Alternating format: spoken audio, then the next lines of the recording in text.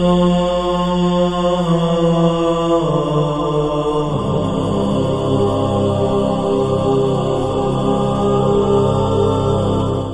باللہ من الشیطان الرجیم بسم اللہ الرحمن الرحیم وبہ نستعین وہو خیر ناصر ومعین والصلاۃ والسلام علی رسولہ الکریم وآلہ الاطہار رب اشرح لی صدری ویسر لی امری واحلل عقدۃ من لسانی یفقہوا قولی۔ مومنین کرام،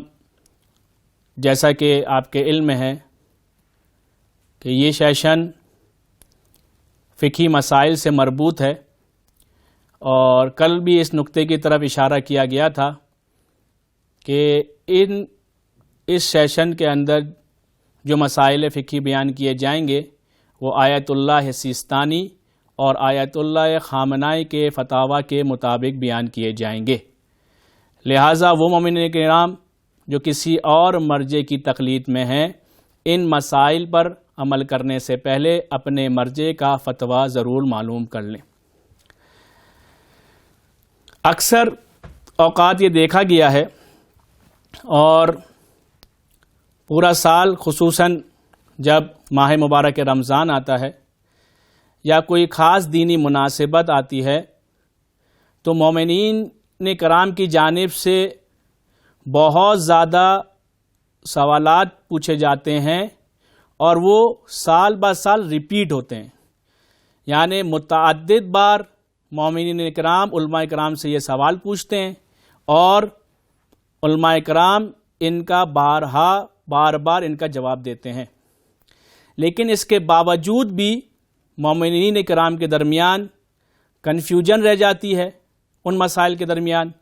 یا وہ مسائل کمپلیکیٹڈ ہو جاتے ہیں، یا بہرحال خود آپس میں مومنین کے درمیان اختلاف ہو جاتا ہے، مس انڈرسٹینڈنگ کی فضا قائم ہو جاتی ہے۔ اور بعض اوقات یہ وجہ بنتی ہے اس چیز کی کہ لوگ جو ہیں وہ فقہ سے خوف کھانے لگتے ہیں، اور انہیں علم فقہ یا فقہی مسائل بہت زیادہ سخت لگنے لگتے ہیں، اور اس علم میں یا فقہی مسائل میں وہ بہت زیادہ شوق نہیں رکھ پاتے۔ میں دو اہم نقطوں کی طرف اشارہ کرنا چاہتا ہوں کہ اگر وہ دو نکات ہمیں اچھی طریقے سے سمجھ میں آ جائیں تو کافی حد تک مومنین کرام کا مسئلہ آسان ہو جائے گا، اور یہ فقہی مسائل بآسانی انہیں سمجھ میں آنے لگیں گے، اور یہ باعث تشویق بنیں گے، اور یہ شوق کا باعث بنیں گے کہ وہ علم فقہ میں دلچسپی لینے لگیں، اور ان کی جو کنفیوژن ہے وہ دور ہونے لگے گی۔ پہلا نقطہ جس کی طرف میں اشارہ کرنا چاہتا ہوں وہ یہ ہے کہ ہر علم میں کچھ ٹرمینالوجیز ہوتی ہیں، کچھ اصطلاحات ہوتی ہیں، اور اگر انسان کو وہ اصطلاحات نہیں آتی ہو یا ان کا مطلب اسے پتہ نہ ہو تو جہاں بھی جب بھی وہ اس علم کے متعلق کچھ مطالعہ کرے گا یا اس کے متعلق کچھ سنے گا اور اس میں وہ اصطلاحات یوز ہوئی ہوں گی، تو چونکہ وہ ان اصطلاحات سے آشنا نہیں ہے، وہ ان اصطلاحات کو معنی کو نہیں جانتا، تو قطعاً اسے وہ بات سمجھ میں نہیں آئے گی، یا وہ اپنی مرضی کا معنی کرنے لگے گا۔ جب وہ اپنی مرضی کا معنی کرے گا تو حتماً بہت زیادہ امکان ہے کہ جو اپنی مرضی سمجھ رہا ہے وہ غلط ہو، اور اس بنا پر جو ہے وہ مسئلہ جو ہے وہ خراب ہو جائے گا۔ تو لہٰذا ہر علم میں کچھ ٹرمینالوجیز ہوتی ہیں، کچھ اصطلاحات ہوتی ہیں جو حتماً اگر انسان اس علم کو پڑھنا چاہتا ہے تو اس علم کے پڑھنے سے پہلے ان کو جو ہے یہ اصطلاحات آنی چاہیے۔ علم فقہ بھی اسی طریقے سے ہے کہ بہت ساری اصطلاحات ہیں جو مجتہد یا مرجع اپنے فتوے کے اندر استعمال کرتا ہے، یا بعض دفعہ جب اس سے سوال شرعی کیا جاتا ہے تو وہ جواب میں ان اصطلاحات کو استعمال کرتا ہے۔ چونکہ وہ اصطلاحات مومنین کرام کو معلوم نہیں ہوتی یا ان کا صحیح معنی پتہ نہیں ہوتا، لہٰذا وہ مسئلہ ان کے لیے کمپلیکیٹڈ ہو جاتا ہے، کنفیوژن کا باعث بنتا ہے، یا وہ سوال جس کے جواب میں کچھ اصطلاحات یوز ہوئی ہیں، جب انہیں وہ اصطلاحات کے معنی نہیں پتہ ہوتے تو وہ صحیح طریقے سے مجتہد یا مرجع کا جواب سمجھ نہیں پاتے۔ تو ایک اہم نقطہ یہ ہے کہ مومنین کرام کو بعض فقہی اصطلاحات حتماً معلوم ہونی چاہیے۔ دوسرا اہم مسئلہ جو اسی طریقے سے تمام علم میں ہے کہ کچھ مسائل علم کے سچویشن بیس ہوتے ہیں اور کنڈیشن بیس ہوتے ہیں، یعنی سچویشن کے چینج ہونے سے یا کنڈیشن آنے یا جانے سے وہ مسائل چینج ہو جاتے ہیں۔ لہٰذا اگر سچویشن چینج ہوگی یا اگر کوئی خاص کنڈیشن آئے گی تو مسئلہ چینج ہو جائے گا۔ بالکل اسی طریقے سے فقہ میں بھی ایسا ہے کہ بہت سارے ہمارے شرعی مسائل سچویشن بیسڈ ہیں اور کنڈیشن بیسڈ ہیں۔ ایک سادہ مثال سے میں سمجھانا چاہوں کہ مثال کے طور پر اگر کوئی مریض ڈاکٹر کے پاس جائے اور ڈاکٹر سے یہ شکایت کرے یا اپنی یہ پرابلم بتائے کہ مجھے سر میں درد ہے، اور ڈاکٹر اسے نسخے کے طور پر لکھے کہ اگر تمہارے سر میں نارمل درد ہو تو تمہیں 1 گولی کھانی ہے، اور اگر شدید درد ہو یا زیادہ درد ہو تو تمہیں 2 گولی کھانی ہے۔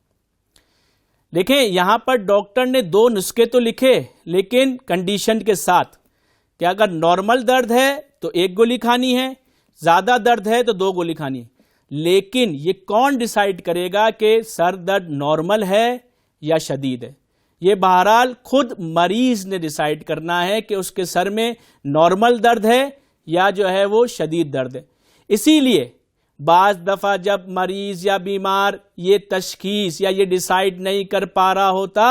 تو وہ خود متخصص سے پوچھتا ہے کہ ڈاکٹر میں سمجھ نہیں پا رہا ہوں کہ یہ میرا درد نارمل ہے یا شدید ہے۔ تب بھی ڈاکٹر اسے سمٹمز بتاتا ہے، دیکھو اگر یہ سمٹمز ہیں تو تمہارا درد نارمل ہے، اگر تمہارے اندر یہ سمٹمز ہیں تو تمہارا درد جو ہے وہ شدید ہے۔ اس کے بعد بھی ڈیسائیڈ جو ہے وہ خود مریض کو کرنا ہوتا ہے۔ اسی طریقے سے فقہی مسائل میں بھی ایسا ہے کہ بعض دفعہ مراجعین کرام اپنے مسئلے کے اندر یا اپنے ان سے پوچھے گئے سوالات کے جواب میں آپ کو کنڈیشن بیس یا سچویشن بیس جواب دیتے ہیں۔ لہٰذا ہو سکتا ہے کہ بظاہر 2 افراد کے اندر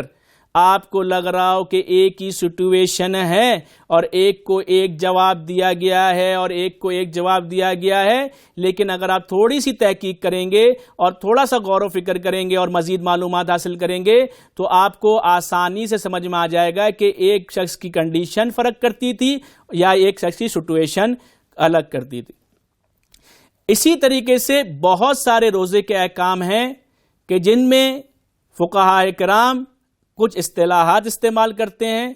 اور کچھ مسائل کو سچویشن بیس بتاتے ہیں۔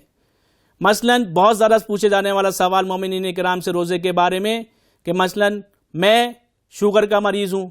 کیا مجھے بھی روزہ رکھنا ہے؟ میں ہارٹ کا پیشنٹ ہوں، کیا مجھے بھی روزہ رکھنا ہے؟ یا کیا پریگننٹ وومن روزہ چھوڑ سکتی ہے؟ کیا فیڈنگ مدر روزہ چھوڑ سکتی ہے؟ یا بوڑھے ماں باپ ہیں، ضعیف ہیں، کیا انہیں بھی روزہ رکھنا ہے؟ ایسے بہت سارے سوالات ہیں جو جیسے ہی ماہ مبارک آتا ہے سالہ بسال یہ سوالات پوچھے جاتے ہیں اور ان کے جوابات دیے جاتے ہیں، لیکن بہت زیادہ کمپلیکیٹڈ ہو جاتے ہیں۔ اسی لیے اس سے پہلے کہ میں ان سارے سوالات کے جواب دوں، آج کی نشست میں ہم ایک اصطلاح جو احکام روزے سے بھی ریلیٹ کرتی ہے اسے بیان کریں گے، اور اگر زندگی نے وفا کی اور توفیق الہی شامل ہوئی تو کل انشاءاللہ ایک اور اصطلاح ہم آپ کو بیان کریں گے، اور پھر تیسرے دن انشاءاللہ مجتہدین کرام اور مراجع عظام کے فتوے آپ کے خدمت میں عرض کریں گے۔ آج جس اصطلاح کو میں بیان کرنا چاہتا ہوں انتہائی امپورٹنٹ اصطلاح ہے اور فقہ کے بہت سارے چیپٹرز میں یہ یوز ہوتی ہے اور بہت زیادہ استعمال ہونے والی اصطلاح ہے، اور یہ ایک فقہی قاعدہ ہے جسے قاعدہ حرج کہتے ہیں، جسے قاعدہ حرج۔ حرج کے لغوی معنی مشقت شدیدہ کے ہیں، یعنی جس میں بہت زیادہ مشقت ہو، جس میں بہت زیادہ زحمت ہو. اور اصطلاح کے اندر حرج سے کیا مراد لیتے ہیں، یعنی جب قاعدہ حرج فقہ میں یوز ہوتا ہے اس سے کیا مراد ہیں، تو دیکھیں زحمت دو طرح کی ہوتی ہے. زحمت شدید یا مشقت شدید دو طرح کی ہے. ایک دفعہ زحمت شدید اور مشقت شدید قابل برداشت ہے، یعنی آپ کو کسی کام میں زحمت ہے، مشقت ہے اور شدید بھی ہے، لیکن شدید ہونے کے باوجود بھی قابل برداشت ہے. یا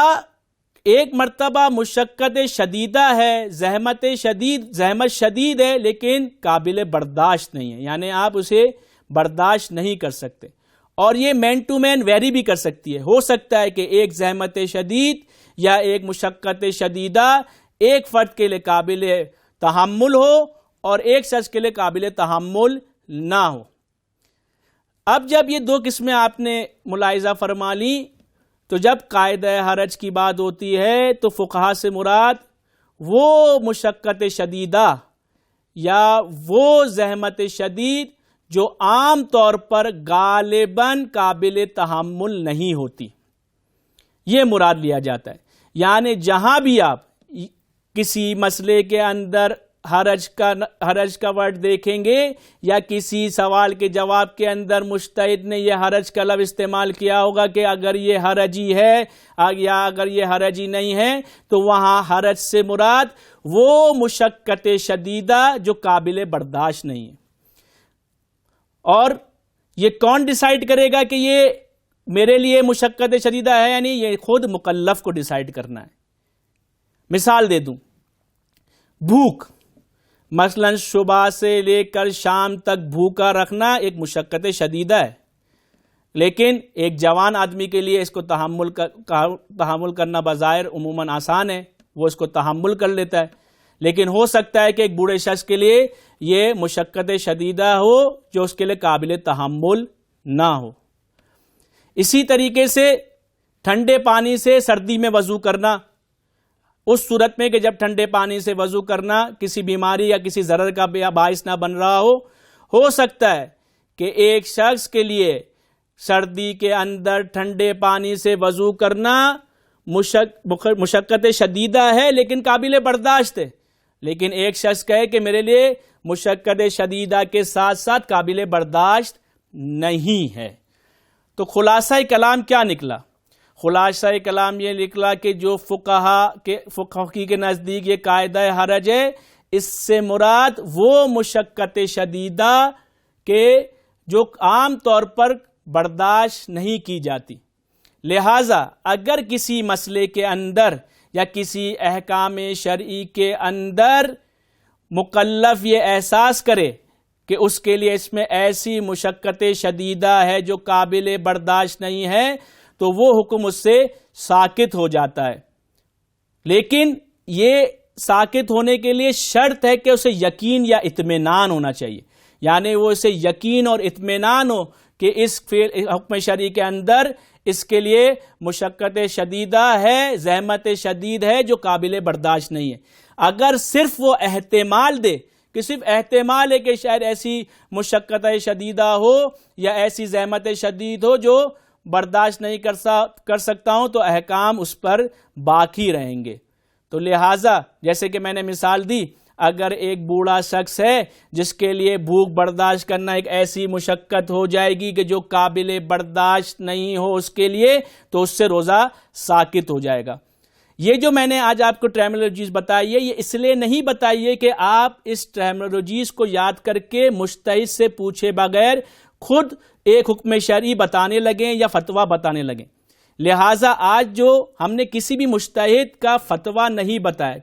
یہ قاعدہ حرج کس طریقے سے مجتہدین اپنے فتاویٰ میں مسائل میں یوز کرتے ہیں، وہ انشاءاللہ 2 دن کی بعد کی گفتگو میں آئے گی. اور جو احکام اس قاعدہ حرج کی وجہ سے مکلف کے اوپر ساقط ہوں گے، اس کے بعد مکلف کی کیا ذمہ داری ہیں، وہ انشاءاللہ بعد کی بحثوں کے اندر، بعد کی گفتگو کے اندر بتائیں گے کہ مجتہد کس طریقے سے بتاتے ہیں. وما علینا الا البلاغ المبین.